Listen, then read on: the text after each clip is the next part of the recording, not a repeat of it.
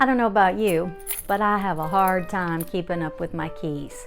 If I would be consistent and put them back the same place every time, maybe it'd be a little easier.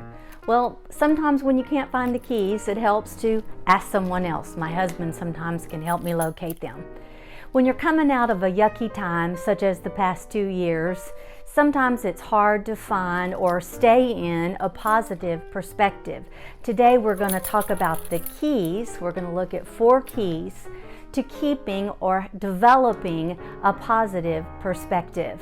Positive people have a different approach to life. And so the first key that we're going to look at is that we're going to focus on the solution, not the problem. Sometimes when we have a problem in our life, it magnifies and takes over everything, our thoughts, our actions. And so we're going to, instead of focusing on that, we're going to choose to focus on a solution.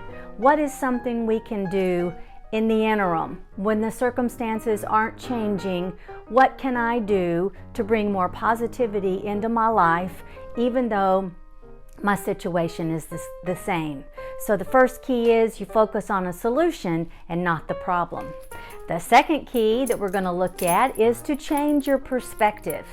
You know, a giraffe and a cricket can be looking at the same thing, but they have different perspectives.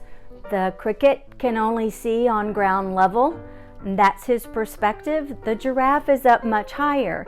If he tries to come down and to see a lower perspective than what he was meant to see, that can put a lot of bind and a lot of pain into his neck because he has to look down to a lower perspective. So we're going to change our perspective, a better way to look at something rather than always having a grasshopper mentality.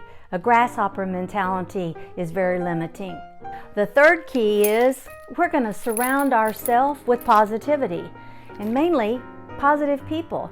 You know, negativity is contagious.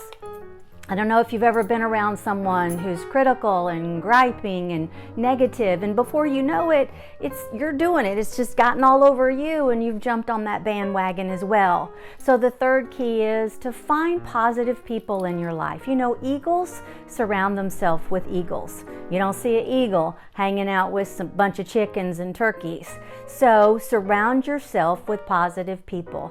And the last key is we're going to choose faith, to believe that God is still in control, no matter how things look, to trust Him to change our situation.